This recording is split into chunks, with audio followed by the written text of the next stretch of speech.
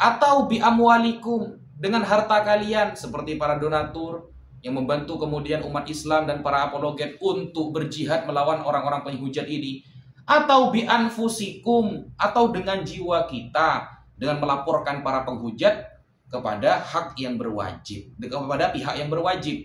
Nah, kemudian ketika kita ini melaporkan kepada polisi dengan keikhlasan hati kita karena agama kita dihina dan itu juga mencoreng Bhinneka Tunggal Ika, saudara, ya itu sudah menjadi kewajiban kita. Andaikan tidak diproses, kita sudah lepas dari kewajiban tersebut. Karena Rasulullah SAW juga sering disampaikan beliau adalah basyira wa nadhira. Beliau membawa berita baik dan memberikan peringatan. Wa ma alaina illal balagul mubin. Kita hanya menyampaikan usaha kita ini, ya sudah, melaporkan kepada pihak berwajib. Andaikan pihak berwajib kemudian tidak merespon dengan berbagai alasan, ya sudah, kita sudah berjihad, sudah melakukan apa yang pernah disampaikan oleh Rasulullah, bahwa kita bisa berjihad dengan jiwa raga kita, salah satunya dengan cara melaporkan kepada pihak yang berwajib. Eksploitasi perempuan, jual anak kecil. Hadis Muslim 3299. Anak kecil dipukuli sama Muhammad, padahal itu posisinya anak kecil yang dikawini. Di dalam hadis Nasai 2010. Ketika Habibah di KDRT oleh Sabit, di dalam hadis Abu Daud 1901, Muhammad malah bilang apa? Ambil maharnya, ambil sebagian dari hartanya dan ceraikan dia. Itu hukum kulu. Kalau perempuan nggak mampu jadi samsak tinju sampai dia minta cerai, maka mahar dari laki-laki itu dan sebagian harta perempuan itu diambil oleh si laki-laki. Jadi perempuan-perempuan Islam, kalau kalian mau menikah, pastikan kalian siap atau sudah kuat menjadi samsak. Kalau belum kuat jadi samsak, jangan nikah dulu. Nanti ke suami kalian kalau mau menceraikan kalian tinggal mukul-mukulin aja kalian. Sampai kalian ampun-ampun gak tahan kena pukulan lagi, baru kalian minta cerai. Setelah itu apa? Mahar kalian diambil, harta kalian diambil. Menangis kalian. Belajar fikih, itu kajiannya dalam itu, tentang mengambil harta istri dan maharnya ketika dia minta cerai. Ya, betul. Pendeta Stephen Tong mengatakan,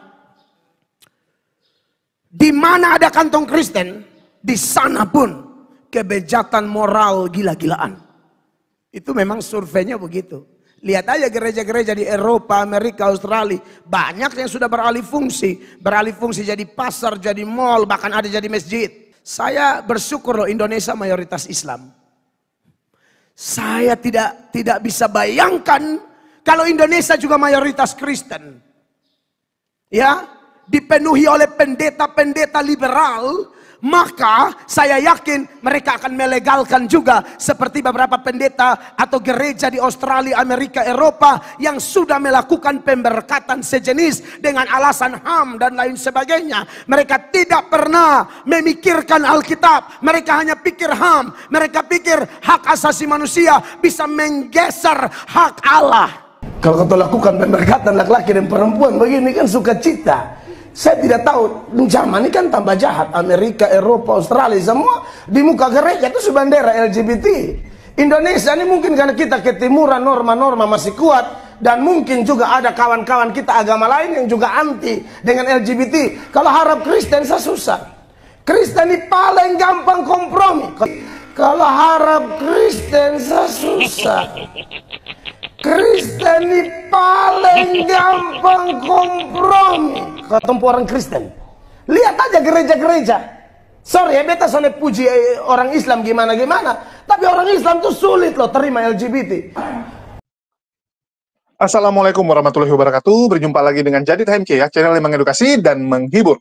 Kita ketahui bersama banyak sekali teman-teman, hujatan demi hujatan yang dibuat oleh para Polycarpus kepada agama Islam. Sudah tidak terhitung lagi berapa banyak penghujat-penghujat baru bermunculan. Dengan gampangnya mereka menghujat agama Islam, menghina agama Islam, padahal mereka tinggal di bumi Nusantara, yang notabene penduduk mayoritasnya adalah Islam. Mayoritas sampai sekarang ya, sampai sekarang masih Islam. Dan kita doakan sampai akhir zaman pun tetap Islam. Para Polikardus berpikir dengan hujatan yang mereka buat, itu bisa memancing kekisruhan, bisa memancing amarah umat muslim, sehingga terjadi hal-hal yang tidak diinginkan, terjadi kekacauan. Supaya apa? Supaya rusuh Indonesia. Begitu rusuh, orang-orang asing, tentara-tentara asing akan hadir, akan datang ke Indonesia dengan alasan pengamanan. Padahal ujung-ujungnya untuk menghancurkan Islam, untuk merusak akidah anak bangsa. Inilah skenario besar yang dilakukan oleh para Polikardus. Mereka dinaungi oleh organisasi-organisasi yang memang ingin merusak Indonesia. Kita tahu banyak teman-teman yang kecewa. Mengapa penegak hukum terkesan lambat, terkesan membiarkan para penghujat ini tumbuh sangat subur? Mengapa seperti itu? Padahal seharusnya yang namanya pihak penegak hukum, pihak kepolisian, itu bisa menangkap, bisa langsung mengambil tindakan dengan model A. Nggak perlu harus ada laporan. Kalau dianggap berpotensi menimbulkan perpecahan, menimbulkan kisruh, kepolisian bisa. Inilah yang membuat banyak masyarakat bertanda tanya, membuat masyarakat kecewa. Apalagi kita tahu, penghujat ini luar biasa sadisnya, teman-teman. Bahkan ada juga teman-teman muslim yang jadi bingung. Ini penghujat, kok nggak ada? Ya, nggak ada malunya.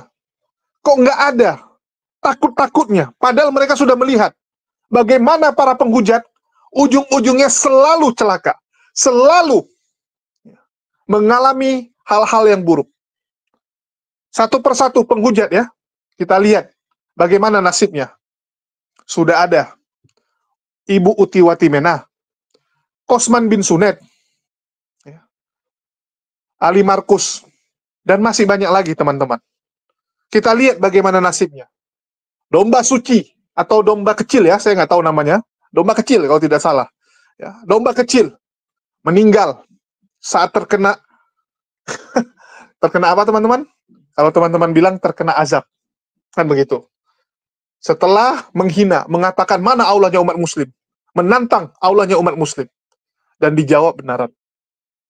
Itu salah satu ya, contoh. Uti Watimena menginjak Quran. Menginjak Quran. Nggak lama kemudian meninggoy teman-teman. Meninggoy. Ada juga mendiang mengapul sagala. Komplain dengan suara toa dari masjid yang ada di kota Prapat. Dia bilang ini toa ini ribut sekali. Terus apa yang terjadi teman-teman? Benaran. Nggak bisa lagi mendengar suara toa dari masjid. Nggak bisa lagi. Benar-benar Allah berikan permohonan dia supaya nggak mendengar suara azan berkumandang. Itulah segelintir orang-orang teman-teman. Dan masih banyak lagi tentunya ya. Itu hanya contoh-contoh supaya teman-teman tahu. Terutama para Polikardus ataupun calon Polikardus. Calon Polikardus teman-teman. Dan saya sendiri kalau kalian tanya, punya beberapa pertanyaan. Ya, punya beberapa pertanyaan. Dan ini coba saya tanyakan kepada Ustadz saya, ya, yaitu Ustadz Wafi. Dan bagaimana jawaban Ustadz Wafi? Kita dengarkan dulu. Assalamualaikum warahmatullahi wabarakatuh. Berjumpa lagi dengan saya di sini dan kita sedang bersama Ustadz Wafi dan ada si Kores yang nggak penting juga. Ya, di kesempatan ini kita mau nanya nih pendapat Ustadz Wafi nih dengan maraknya penghujat-penghujat, ya penghujat Islam tentunya, di mana kita ketahui bersama bahwa banyak juga nih penghujat-penghujat ini kan yang tidak bisa dihukum, ya tidak bisa dihukum lantaran kabur ke luar negeri. Mereka selalu menggunakan tameng bahwa ya kalau di Indonesia kebebasan mereka dibatasi, kalau di luar mereka bebas. Ya, masalahnya bebas menghujat. Ya, menurut mereka itu kan kebenaran hujatan itu. Ya, pandangan Ustaz Wafi kepada para penghujat. Oke, bismillahirrahmanirrahim. Assalamualaikum warahmatullahi wabarakatuh. Alhamdulillah wassalatu wassalamu ala Rasulillah Sayyidina Muhammad ibn Abdillah wa ala alihi wa sahbihi wa man wala amma ba'd. Sahabat muslimin yang dirahmati oleh Allah dimanapun Anda berada. Bagi Al-Fakir, bagi saya pribadi, bahwa orang-orang yang Islamofobia itu memang benar-benar ada. Orang-orang yang kemudian membenci Islam secara membabi buta itu memang ada, dan itu sudah sebagai sunnatullah, sudah sebagai sesuatu yang akan terjadi, keniscayaan, sehingga kita tidak bisa menghindar dari hal tersebut. Ketika kemudian ada kesesatan yang muncul di dunia ini, mau tidak mau Allah akan memunculkan para pembelanya. Makanya ciri-ciri umat Islam yang sangat jelas di dalam Al-Quran itu apa? Kuntum khaira ummatin ukhrijat linnas ta'muruna bil ma'ruf wa tanhauna 'anil munkar. Ciri-ciri yang paling jelas umat Nabi Muhammad di dalam Al-Quran, bahwa kita diciptakan oleh Allah menjadi umat Islam untuk amar ma'ruf nahi munkar, menyeru kepada kebaikan dan mencegah kepada kemungkaran. Itulah umat Islam. Sehingga di dalam surah Al-Fath ayat 29, Muhammadur Rasulullah walladzina ma'ahu asyidda'u 'alal kufar. Nabi Muhammad dengan para sahabat yang mengikuti beliau, itu ciri-cirinya mereka tegas di dalam hal kekafiran. Tetapi ada kemudian cara-cara untuk melawan orang-orang yang menghujat Islam ini. Makanya Rasulullah bersabda, jahidul musyrikin. Berjihadlah melawan orang-orang musyrik, penyembah berhala, penyembah selain Allah Subhanahu wa taala. Yang pertama, bi'alsinatikum, dengan lisan.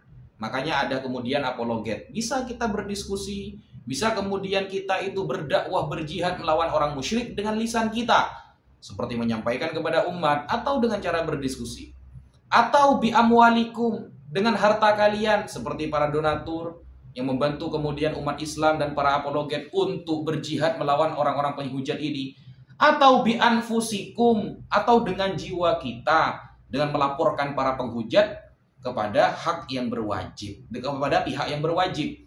Nah, kemudian ketika kita ini melaporkan kepada polisi dengan keikhlasan hati kita karena agama kita dihina dan itu juga mencoreng Bhinneka Tunggal Ika saudara, ya itu sudah menjadi kewajiban kita. Andaikan tidak diproses, kita sudah lepas dari kewajiban tersebut. Karena Rasulullah SAW juga sering disampaikan beliau adalah basyira wa nadhira. Beliau membawa berita baik dan memberikan peringatan. Wa ma 'alaina illal balagul mubin. Kita hanya menyampaikan usaha kita ini, ya sudah, melaporkan kepada pihak berwajib. Andaikan pihak berwajib kemudian tidak merespon dengan berbagai alasan, ya sudah, kita sudah berjihad, sudah melakukan apa yang pernah disampaikan oleh Rasulullah, bahwa kita bisa berjihad dengan jiwa raga kita, salah satunya dengan cara melaporkan kepada pihak yang berwajib. Bagi umat Kristen contohnya, seumpama nih, mau melaporkan orang Islam yang menghujat agama Anda, boleh. Dan itu memang aturannya ada, di KUHP juga ada. Jadi ya sudah, yang kira-kira sudah melampaui batas dalam penyampaian, laporkan. Siapapun, apapun agamanya. Dan kita sebagai umat Islam adalah umat yang diturunkan, dikeluarkan oleh Allah sebagai umat yang kasih. Tidak ada kitab suci di dunia ini yang awal ayatnya sudah memperkenalkan Tuhannya Sang Maha Kasih kecuali Al-Quran. Kita buka Al-Quran, Bismillahirrahmanirrahim, dengan menyebut nama Allah yang Maha Pengasih, ya, Maha Pengasih. Tidak ada kitab suci di dunia ini yang pertama kali ayatnya mengenalkan dengan sifat Maha Kasihnya kecuali hanya Al-Quran. Maka Islamnya yang pantas disebut dengan agama kasih. Mungkin itu dulu yang bisa saya sampaikan. Oke, ini kan ada juga nih penghujat-penghujat yang melakukan penghujatan dengan luar biasa, bahkan sampai menginjak Quran itu. Terus mengatakan, mana Allah kalian tuh, buktinya saya nggak kena azab. Nah itu gimana tuh Ustaz? Ya, ketika kemudian ada orang-orang kafir yang sampai menginjak Al-Quran, lalu menantang azab Allah, dan ternyata azab itu tidak turun, maka ketahuilah wahai orang-orang kafir yang menghina agama Islam, yang menghujat agama Islam, azab itu tidak sependek seperti terjemahan yang Anda baca. Azab itu tidak bermakna hanya mengerucut kepada sebuah siksaan di dunia sebagaimana Anda memudahkan diri Anda dengan hanya membaca terjemahan kitab suci Anda. Tidak. Azab itu yang pasti Allah tulis di dalam Al-Quran, wa may yushakikir rasul min ba'di ma tabayyana lahul huda. Barang siapa yang menentang Nabi Muhammad setelah Islam datang kepada dia, maka wayattabi ghaira sabilil mu'minin, dan mereka tidak mengikuti jalan-jalan orang yang beriman kepada Nabi Muhammad, nuwallihi ma tawalla wa nuslihi jahannam wa sa'at masira. maka janji Allah nanti neraka jahanam di akhirat. Allah tidak pernah berjanji kemudian ketika kita melakukan penghinaan langsung diazab di dunia. Tidak ada janji dari Allah. Tapi janji dari Allah nanti di akhirat kita akan tahu bainal haq wal batil, siapa yang benar dan siapa yang salah. Sekian. Oke, tapi ada juga yang mereka bilang gini, enggak lah, Allah kalian nggak bisa, buktinya hidup saya tambah sukses. Ya, banyak penghujat-penghujat itu kan bilang artinya Tuhan dia yang benar. Karena dia dapat rezeki, dapat harta benda, bahkan sampai dapat rumah, mobil, dan sebagainya gitu. Malah dia balikin tuh, contoh dia bilang, malah yang muslim, miskin-miskin gitu. Itu gimana? Ingat, sandal swallow yang kamu bawa ke masjid lebih baik daripada karfil namun kau bawa ke diskotik. Lu jangan sebut merek Ustaz, gawat ini. Jadi konsep Islam itu bukan tentang merek sandalnya, tapi mana yang dia tuju, ke masjid atau ke diskotik. Sekian. Oh gitu ya. Tapi yang pastilah, kayak contoh nih, penghujat-penghujat ini kan dosanya jauh lebih besar daripada orang kafir yang lain, Ustaz. Ya. Tapi kalau sama-sama masuk neraka, artinya sama aja dong. Ada beda nggak neraka antara penghujat ini sama kafir, sekedar kafir gitu? Ya jelas dong. Jadi gini, di dalam Al-Quran itu فَمَن يَعْمَلْ مِثْقَالَ ذَرَّةٍ خَيْرًا يَرَهُ. Sekecil apapun kebaikan itu, maka Allah akan tahu, akan dibalas oleh Allah. وَمَن يَعْمَلْ مِثْقَالَ ذَرَّةٍ شَرًّا يَرَهُ. Sekecil apapun dosa itu, kejelekan itu, ada balasannya. Allah tahu nanti. Allah itu maha adil. Allah adil itu apa? Adil itu profesional. Tidak mungkin kemudian Allah menghukum orang yang mencuri uang 100.000 kemudian disamakan dengan orang yang korupsi dana 271 triliun seperti yang dilakukan oleh orang Katolik yang ada di Indonesia kemarin, saudara. Begitu. Pasti ada perbedaan. Pasti ada perbedaan. Ya, itu namanya profesional, adil, gitu. Oke, mungkin dari Ustaz nih, bagaimana supaya kita-kita inilah ya, terutama umat muslim nih yang kesal gitu kan dengan tingkah laku para penghujat ini, bisa kuat nih menghadapi para penghujat ini. Ya, kita pasrahkan semuanya kepada Allah dan Rasulullah SAW dan para ulama. Makanya kita sekarang ini sebenarnya hidup di zaman thalabul ilmi khairun minal amal. Mencari ilmu lebih baik daripada beramal. Maksudnya banyak orang-orang yang kemudian beramal tanpa ilmu sehingga mardudatun la tuqbalu, amalnya ditolak oleh Allah. Maka kita fokuskan sekarang untuk banyak-banyak mencari ilmu dan kemudian tidak terlalu fokus kepada sakit hati, pikirannya pusing hanya gara-gara tidak memasukkan penjara para penghujat. Santai teman-teman, santai. Islam itu, andaikan kita datang ke Palestina, mati pun kita mati syahid, surga. Hidup, kita mulia. Ishkariman aumut syahidan. Hidup mulia atau mati syahid. Kan itu konsep yang sangat jelas di dalam Islam. Kita tidak perlu resah sampai menjelekkan ya sesama umat Islam. Gimana ini? Kok ini apa sebuah yayasan penghujat malah diajak diskusi seumpama. Ya. Loh, kan caranya berjihad ada 3 kata Rasulullah. Boleh dengan lisan, boleh dengan melaporkan dengan jiwa raga, boleh dengan harta bagi yang punya harta. Ada caranya masing-masing. Jangan kemudian hanya gara-gara seperti itu saling menjelekkan sesama umat Islam. Itu gak fair. Itu udah ilmiah namanya. Apakah ada maksud tersendiri? Wallahu a'lam, saya tidak tahu. Tapi kita seharusnya waruhama'u bainahum. Sesama umat Islam ya sudah saling mensupport, saling mendukung, bukan saling menjatuhkan. Apalagi hanya gara-gara melihat seperti kiamat tidak masuk penjara lalu dibahas sampai menjelek-jelekkan orang Islam. Itu ngambil butir tapi buang tumpeng. Kewajiban kita itu menghormati kepada sesama umat Islam, bukan malah gara-gara orang kafir Islam yang dijelek-jelekan. Sehingga Rasulullah SAW mengatakan, man salaka thariqan yaltamisu fihi ilman sahalallahu lahu thariqan ilal jannah. Barang siapa yang hidupnya disibukkan dengan ilmu, maka Allah akan memberi jalan kemudahan menuju surga. Lah kita yang berdiskusi, kita belajar, kita hidupi dunia kita dengan ilmu, kita sampaikan. Bukan target kita memasukkan dia penjara, tapi target kita adalah para penonton yang kemudian mereka akan berpikir sehingga sampai detik ini terbukti banyak yang mu'allaf yang masuk Islam dari perdiskusian tersebut. Yang penting diskusinya ilmiah, bukan penghujatan. Kira-kira seperti itu teman-teman. Oke, jadi kalau pandangan Ustadz, ada penghujat nih, sedang posisi dilaporkan. Oke. Dilaporkan, itu kita tuh boleh nggak sebenarnya berdebat sama dia? Loh, Tidak ada larangan. So, begini. Konsepnya itu begini. Sayyid Muhammad bin Alawi Al-Maliki Al-Hasani Al-Makki di dalam kitabnya Mafahim Yajibu an Tusahha. Ketika musuh ini memang harus dimusnahkan dengan cara berdebat, berdebatlah. Ketika dia tidak bisa kemudian ditolak kecuali harus dengan berdebat, berdebatlah. Tapi dengan wajadilhum billati hiya ahsan, dengan cara yang baik, dengan banyak referensi, dengan dalil. Begitu. Adakah keterangan para ulama kalau ketika penghujat ini dilaporkan ke polisi kalau kita dilarang berdiskusi dengan dia? Islam itu dengan referensi, saudara. Bukan hanya cuap-cuap kemudian tidak ada referensi di belakangnya. Islam itu kalau mengungkapkan sesuatu ada dalilnya. Ada nggak satu saja ulama yang mengatakan kalau dilaporkan ke polisi kita tidak boleh berdiskusi dengan dia? Nah, itu tidak ada. Jadi jangan buat-buat sendirilah gitu. Kira-kira seperti itu. Oh, oke. Artinya diperbolehkan ya sebenarnya. Diperbolehkan. Tetapi gini Bang Jun. Kalau kita melihat di dalam tafsir, ya untungnya kita hidup di negara Bhinneka Tunggal Ika. Ada aturan tertentu yang mengikat kepada kita dari pemerintah. Seharusnya kalau di dalam kitab-kitab tafsir, ketika penghujatan itu sudah melampaui batas, maka perintah kita itu memerangi. Tapi apakah umat Islam lalu memahami sebuah konteks dalil ini langsung dengan secara literal, langsung diperangi? Oh tidak, karena kita harus taat kepada pemerintah dan kita harus ikut para ulama.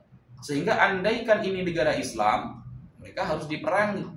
Dan ini menjadi kesepakatan semua agama. Agama siapa yang ketika agamanya dihina dia diam saja? Agama siapa yang ketika orang yang dia ikuti, yang dia tuhankan dihina, bahkan kitab suci yang diinjak, dia tidak sakit hati? Semuanya pasti akan merasakan hal yang sama. Dan semua pasti ketika punya kesempatan akan memerangi orang tersebut. Sehingga ketika Islam ada di Indonesia melakukan dengan aturan-aturan yang sah oleh pemerintah, ya sudah, kita ikuti aturan, kita laporkan. Ketika tidak diproses, kita pasrahkan kepada Allah Subhanahu wa taala. Hakadha minna. Oke, artinya yang penting kita udah lakukan bagian kita. Iya. Oke. Terus Ustadz, masalah azab nih Ustadz. Gimana kita bisa tahu bahwa kita itu atau seseorang itu sedang terkena azab atau tidak? Jadi begini. Contoh, ada orang berilmu. Ya.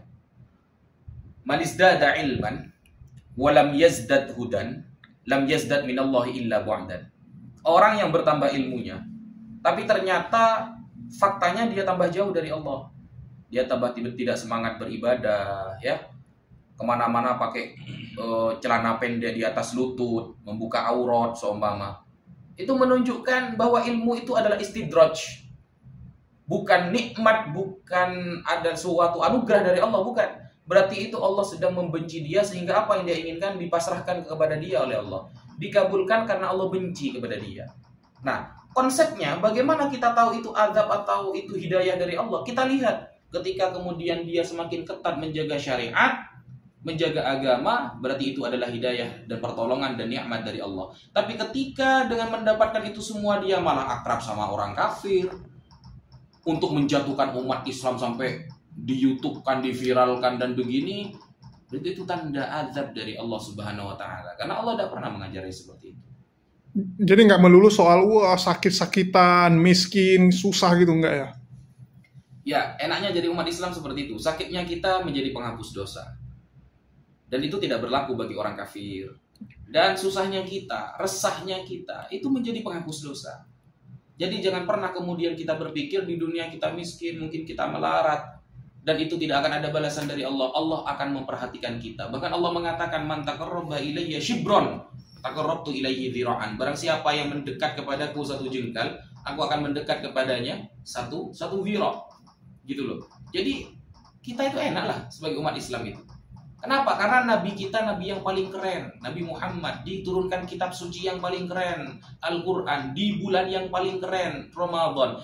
Kemudian untuk umat yang paling keren, kuntum khaira ummah. Kita adalah sebaik-baik umat. Maka marilah kita saling merangkul, bukan saling memukul. Satu tujuan, satu mimpi. Dan fokus kita adalah melawan orang-orang kafir yang menghujat agama Islam. Ketika orang kafir itu sopan, maka kita diwajibkan oleh Allah untuk lebih sopan kepada dia. Ketika orang kafir itu sopan santun dan dia mau bersahabat dengan kita, maka tampakkan lebih baik daripada dia. Seperti itu konsepnya. Oke, bagaimana nih pandangan Ustadz nih mengenai bagaimana pandangan Ustadz mengenai misalnya contoh nih, ada orang yang nggak setuju nih dengan cara perjuangan kita di sini. Kan ada juga yang bilang misalnya, ya udahlah jangan didebatin mereka, ya bahas yang lain, jangan ada perdebatan dan sebagainya. Bahkan ada juga yang nggak setuju, misalnya ya kita itu melaporkan atau yang sebagainya gitu. Yang nggak setuju terus mereka meluapkan nggak setujunya itu dengan menjelek-jelekan sesamanya. Itu gimana Ustaz? Ya itu sebenarnya salah sih. Kita tidak perlulah nanggapi hal kayak gitu. Fasiru fil ardi wala tubali ahadan. Terus yang penting kita niatnya sudah benar, kita sudah belajar dan memang hati kita tidak kemana-mana untuk Allah, sudah terus saja. Fakir. Karena kenapa? Likulli dzi ni'matin mahsudun. Setiap orang yang mendapatkan nikmat pasti ada yang hasud. Ya. Dan setiap orang pasti punya pembenci, pasti punya muhibbin, pecinta. Jadi kalau kita ngurusin mereka ya nggak selesai-selesai. Nggak selesai-selesai. Ya saya kira itu adalah sunnatullah. Adalah keniscayaan setiap orang yang berjuang pasti ada cobaan. Dan itu tidak kemudian akan meruntuhkan kesemangatan kita. Jangankan cuma diejek, cuma ditampilkan di YouTube ya. Andaikan toh dimasukkan ke penjara, maka jawaban kita seperti Nabi Yusuf. Qala rabbis sijnu ahabbu ilayya mimma tad'unani ilaihi. Penjara lebih baik dari kepadaku. Ya, jadi penjara itu lebih baik untukku daripada saya harus mengikuti celotehan mereka. Allahu Akbar. Kira-kira seperti itu, saudara. Oke, kalau gitu Res, seandainya lu dilaporkan, lu kabur ke luar negeri atau enggak? Kan mau makan. Oh ya. Tapi tanggung lah. Jadi kalau misalnya ini Masya Allah ya Ustadz kita, aset-aset umat ikhwan, support terus perjuangan dakwah kita, terutama dakwahnya Ustadz Zina Wafli, Gus Najah Media. Itu pertama. Terus yang kedua, tadi apa pertanyaannya? Kalau lu dilaporkan nih, tiba-tiba dipanggil pihak kepolisian, apakah lu akan kabur seperti Zang. seperti Jang Edis dan sebagainya? Anjir, maksud gua apa ya namanya? Jadinya tuh apa ya? Kalau misalnya kita kabur ketika dilaporkan, iman lu nggak ada harganya jadinya kan gitu. Nah sedangkan ada juga gini misalnya ketika dilaporkan terus takut karena nanti keluarga saya bagaimana lah kan? Kalau gue sih jawabnya simpel, kan ada Allah. Ada Allah. Tapi saya yang kadang maha heran, pengasih dan maha pemurah ya. Saya kadang heran orang yang menggembar-gemborkan agama kasih, kemudian sudah disalib, sudah ditebus dosa, kenapa takut mati ya? Itulah. Iya. Seharusnya kan ketika dia mati dia akan bertemu dengan Tuhannya dan semuanya sudah selesai kan? Begitu. Kenapa ditunda-tunda ya? Nah, apalagi mati dalam keadaan memperjuangkan agamanya. Nah, seharusnya kan mati syahid tuh. Harusnya. Berarti kan mati, Yesus kan bangga. Oh, gara-gara kamu memperjuangkan agamaku, kamu mati kan seperti itu. Bangga ya. Jadi masuknya jalur prestasi kan harusnya gitu. Nah, tapi kok ditunda-tunda gitu. Enggak. Masalahnya mereka bukan takut mati, mereka takut ditangkap. Iya, tangkap itu adalah mukaddimah dari mati sebenarnya. Iya, Bukankah setiap kesengsaraan akan dibalas dengan kebaikan oleh Tuhan? Oke. Iya. Jangan heran kemudian para ulama, Imam Malik pernah dipenjara. Apakah kemudian meruntuhkan kesemangatannya? Tambah semangat beliau. Imam Ahmad bin Hanbal, apakah ketika masuk penjara apakah menurunkan semangatnya? Oh tidak. Habib Rizik Syihab ketika masuk penjara apakah kemudian luntur kesemangatannya? Oh tidak. Tetap. Karena dalam perjuangan pasti ada cobaan. Nah cobaan itulah yang akan mengangkat derajat kita gitu loh. Bukan malah takut. Gitu loh. Oke, siap. Mantap, Ya, mungkin itu aja teman-teman. Kita mau lanjut soalnya mau makan, ya. Ya. Oke. Terakhir, makanya kita diwajibkan untuk membayar zakat ya oleh para ulama, oleh Nabi Muhammad, oleh Allah. Kita wajib bayar zakat 2,5% setiap tahun. Itu pun diberikan kepada fuqara.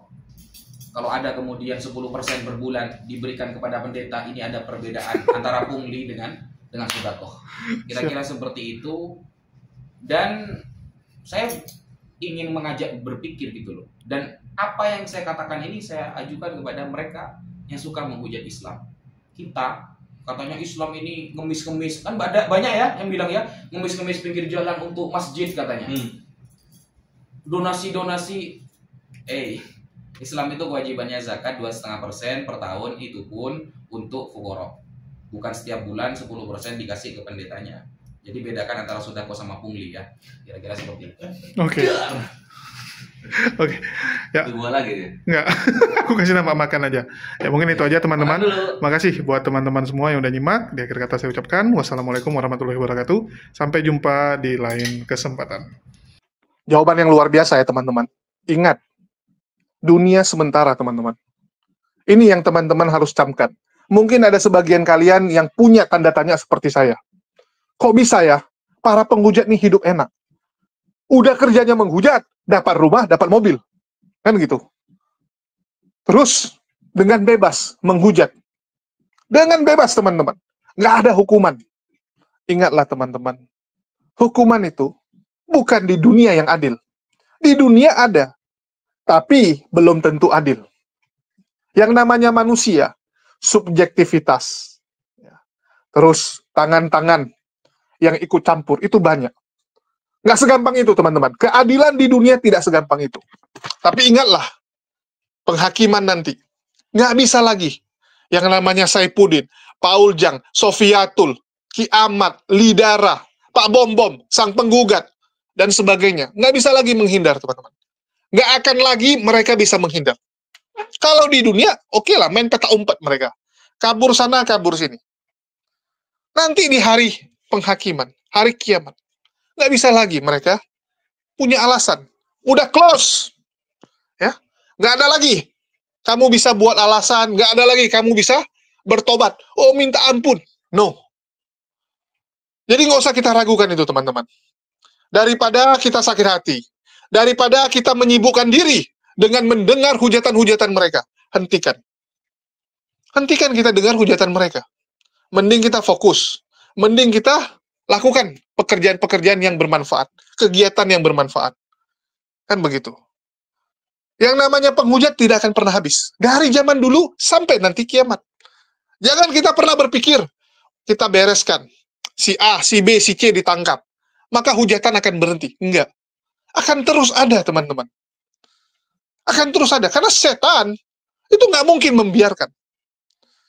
Nggak mungkin biarkan, teman-teman. Pasukannya ada yang ditangkap. Dia akan bentuk, akan didik, akan buat pasukan baru lagi untuk melakukan hujatan lagi.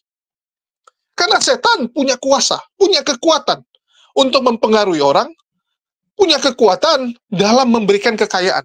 Dengan kekayaan yang dimilikinya, dia bisa membentuk nih. Kan tinggal bayar. Selama manusia punya nafsu, keserakahan, kebencian, tetap akan ada pasukannya.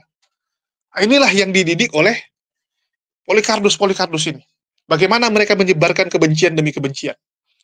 Bagaimana mereka menjanjikan hidup enak dengan menghujat agama Islam. Kenapa bisa banyak Polikarpus?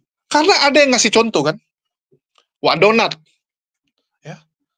Terus juga kita lihat sang penggugat, Paul Jang.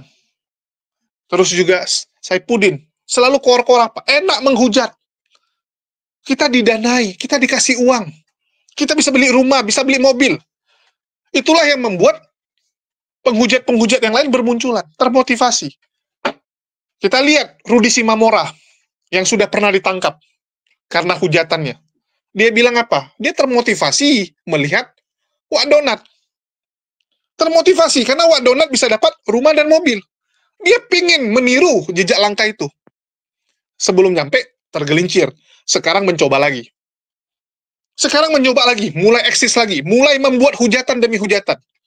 Kita lihat apakah bisa dia sampai kepada titik yang dia inginkan, yaitu mendapatkan rumah, mobil, atau masuk jurang lagi. Kita tunggu.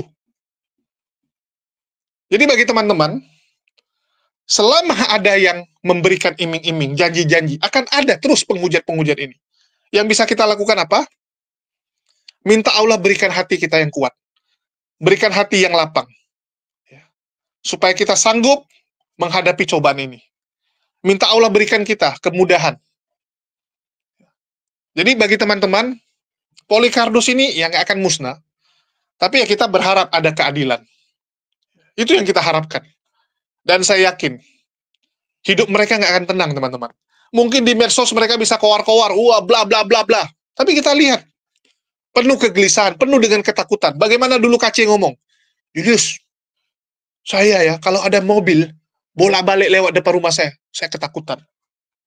Saya ke ATM pun nggak berani, saya suruh istri saya yang ke ATM. Takut ada yang kenali. Kemana-mana pakai masker, pakai kacamata.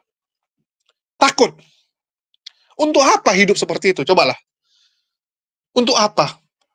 Dia nggak bisa berkumpul, ya, nggak bisa melakukan rutinitas, hanya bisa bersembunyi. Untuk apa?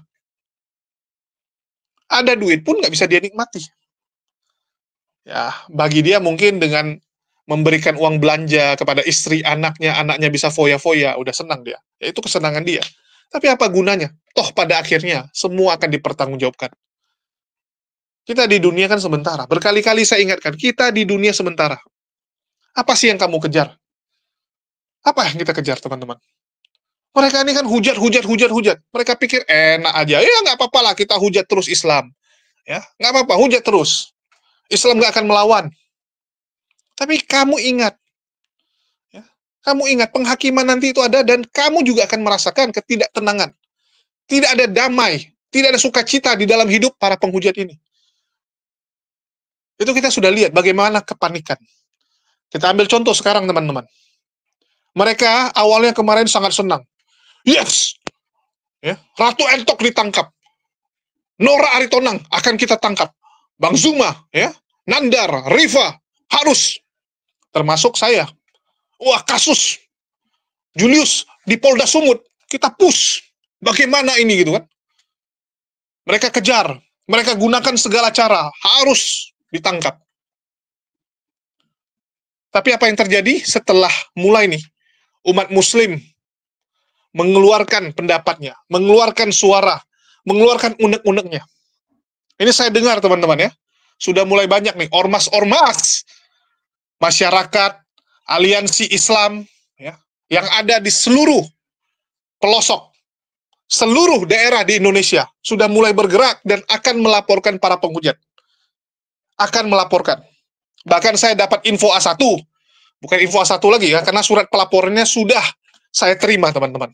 Bukti pelaporannya sudah saya terima, bahwa sudah mulai nih terjadi pelaporan-pelaporan kepada para penghujat di seluruh Indonesia. Dan kita berharap dengan adanya kasus ini, kejadian ini, membuka mata rakyat Indonesia bahwa negara kita sedang diobok-obok toleransinya. Sedang diobok-obok. Untuk itu harus segera ada tindakan, harus segera dibereskan. Sudah mulai, teman-teman. Dan para Polikardus itu tahu bahwa Muslim sudah mulai bergerak nih. Mulailah panik. Mulai kepanikan terjadi. Contohnya, Kiai Murtad, waktu live, ada Polikardus yang naik. Begitu naik, dia langsung ngejek-ngejek Islam. Apa yang dilakukan oleh Kiai Murtad? Diturunkan, teman-teman. Bukan ikutan menghujat Islam, dia turunkan. Dia bilang, jangan dulu, situasi lagi panas. Jadi dia bilang, situasi lagi panas, dia turunkan. Belum sempat pula saya rekam, teman-teman. Karena begitu dia naik, dia hujat, Kiai Murtad langsung bilang, oh jangan, diturunkan sama dia. Lucu sekali, teman-teman. Begitu juga dengan Mikana dan yang lainnya. Mulai tuh, nanya sama Nandar, apa benar mereka akan dilaporkan? Mereka panik, teman-teman. Mereka takut. Ada ketakutan. Ya. Jadi, inilah teman-teman saya bilang, mari kita doakan. Ya, mari kita doakan untuk negara kita. Semoga negara kita ini aman aja. Jangan adalah keributan-keributan yang tidak perlu. Jangan adalah hujatan-hujatan yang hanya menimbulkan perpecahan. Apapun ceritanya, kita adalah satu bangsa. Satu bangsa, teman-teman. Walaupun Polikardus ini mungkin nggak pernah merasa ya. Nggak pernah merasa saudara sama kita. Nggak pernah merasa satu negara sama kita. Itulah mereka terus obok-obok. Bahkan banyak sekali pemberontak-pemberontak yang mereka dukung. Polikardus kan gitu. Ada pemberontak di Papua, mereka dukung. Kalau ada lagi pemberontak tempat lain, mereka dukung habis-habisan. Itu Polikardus. Tapi ya sudahlah. Kita harap aja akan ada keadilan. Akan ada keadilan, teman-teman. Dan ini sudah mulai. Pegang omongan saya. Sudah mulai terjadi. Dan akan ada Polikardus-Polikardus yang ditangkoi. Kalaupun nggak ditangkoi, ya mungkin kabur, ngumpet, lari, dan sebagainya. Jadi itu aja yang bisa saya umumkan di sini. para Polycarpus ini tidak akan selamat, teman-teman. Tidak akan selamat. Di dunia selamat, di akhirat tidak akan selamat. Tidak akan. Itu aja yang bisa saya sampaikan. Ya. Dan ini bukan saya yang janjikan. Tapi Allah yang janjikan. Bukan saya. Para musuh Allah nggak mungkin. Tidak mungkin bisa selamat, teman-teman. Nggak mungkin. Itu aja dari saya. Makasih buat teman-teman semua yang udah nyimak dan mendukung channel ini. Makasih buat semuanya. Di akhir kata saya ucapkan, wassalamualaikum warahmatullahi wabarakatuh. Sampai jumpa di konten-konten kita berikutnya.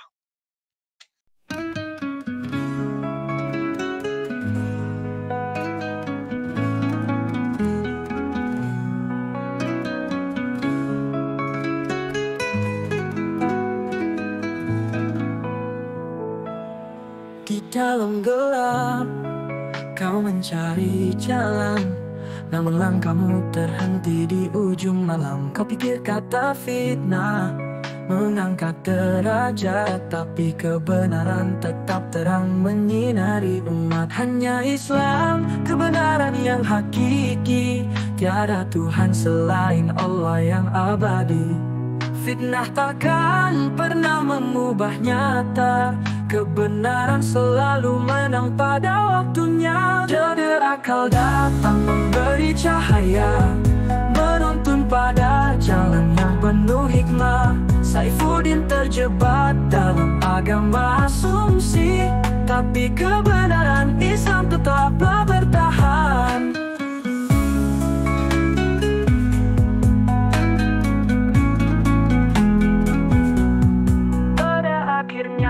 Kau mencari jalan, namun langkahmu terhenti di ujung malam.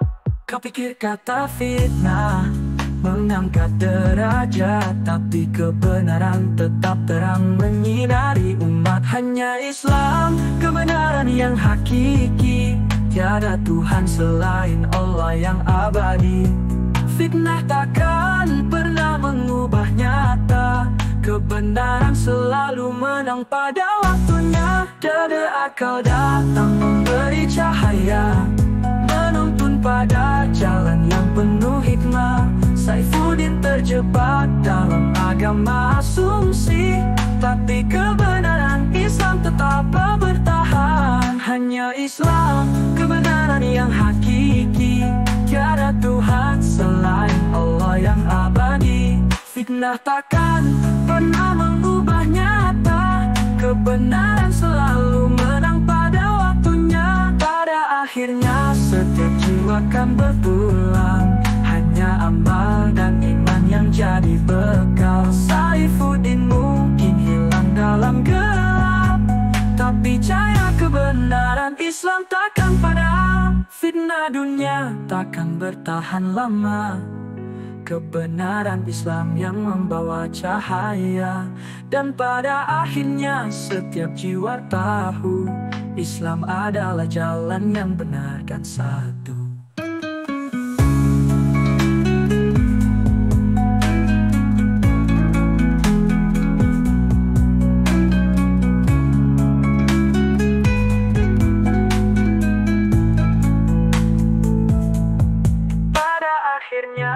Setiap jiwa akan berpulang.